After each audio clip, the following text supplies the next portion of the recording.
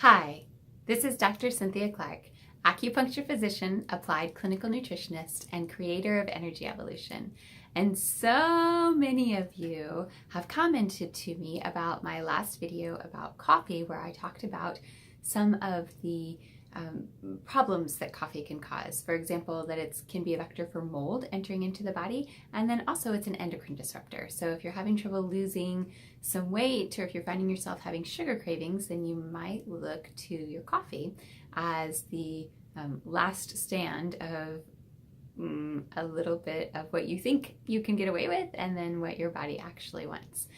And if you are ready to take that next step and to try to start to bring coffee out of your diet, then many of you have asked, how do I do this? Like that just seems absolutely insane. How do I do this? And so I wanted to walk you through the process a little bit, because let's be honest, it's not easy. And there's a reason you're drinking coffee. You're drinking coffee because you're a little bit tired and you feel like you need it. And if your response to that is, oh, I just like the flavor, but you drink it every day, and you say very clearly, I don't need it, these are all signs of addiction. So we'll just be honest with that and know that for you, it's going to be a little bit harder than you think to let go of the coffee.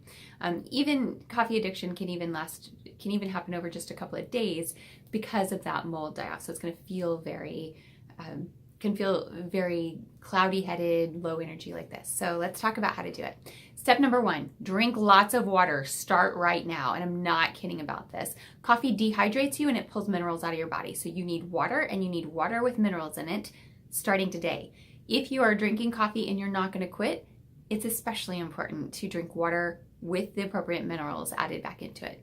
If you are looking to stop drinking coffee, drink the water with the appropriate minerals in it. Make sure that you're not dehydrated. So you need to be drinking, for most people, at least 64 ounces a day. So those little 500 milliliter bottles, it's about 3 of those.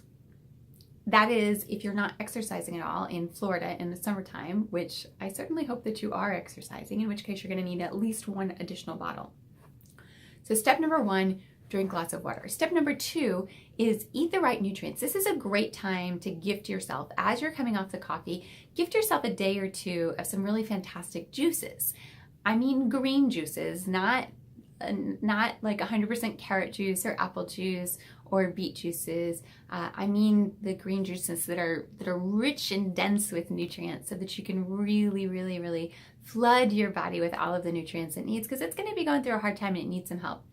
Another way to do this is to do the standard process purification system, and we have one of those groups starting just next week. So if you'd like to get started with us, then be sure to give us an email or call today or tomorrow, because we're going to be placing the orders for the nutrients that you need to flood your body with all of those delicious, fabulous, wonderful vegetables and nutrients here in the next couple of days. So that's step number 2. Lots of nutrients. Do some green juices for a couple of days. Step number 3 is, so let's be honest about getting off of coffee. Look, we're not talking about caffeine. We're talking about coffee. Coffee is toxic heat, and it's got, most of them, 99% of them, have mold in them.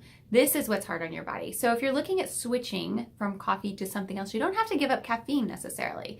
In fact, you can go, this is one of my favorite ones, and it's going to be backwards for you. It's the Allegro Tea Engage Your Brain. This is a combination of black tea, green tea, and white tea. So if you're looking for a little bit of lead in your day, it's very delicious too. It also has cinnamon, lemon myrtle, eleuthero, which is one of my favorite adaptogens, also known as siwujia, Chinese, spearmint, tangerine, and rosemary. It's very tasty. It's very delicious.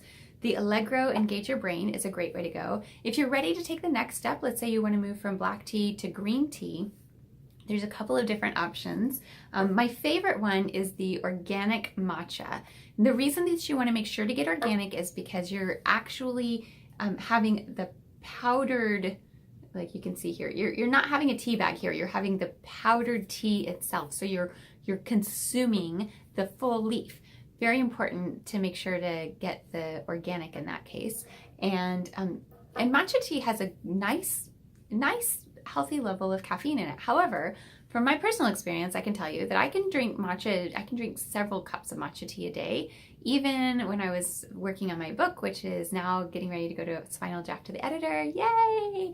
I could even have matcha tea at 6, 7, 8 o'clock at night and still go to bed and rest easily and rest well. And the reason for that is because matcha is a natural detoxifier. So while it's giving you a little extra oomph, a little bit of caffeine, it's also cleaning your body of all of the toxins that have been built up, and especially your liver. And it's rich in antioxidants. So it's very, very healthy for you. It's a great way to restart your brain if you need a little kick, and it's a wonderful way to transition off of coffee, as long as you can tolerate the flavor. Look, if you can't tolerate the flavor, it's cool. Do the black tea. Do whatever you need to do, as long as it's not decaffeinated coffee. I mean, if you absolutely need to do that first, it's fine, but I'd honestly encourage you to stick with the caffeine and kick the coffee rather than the other way around. I will also share my favorite mid-afternoon tea with you, and this one I consider very decadent because I have to buy it, but it's the sencha shot. So it's green tea that comes in this little aluminum bottle that you can get at the Earth Origins. And it is just very delicious. It's a cold green tea. I have lots of green tea in my clinic, so that's why it's very decadent for me to get it. But to me, it's worth it. I really enjoy it, and I like having things in my life that I enjoy and that I look forward to consuming.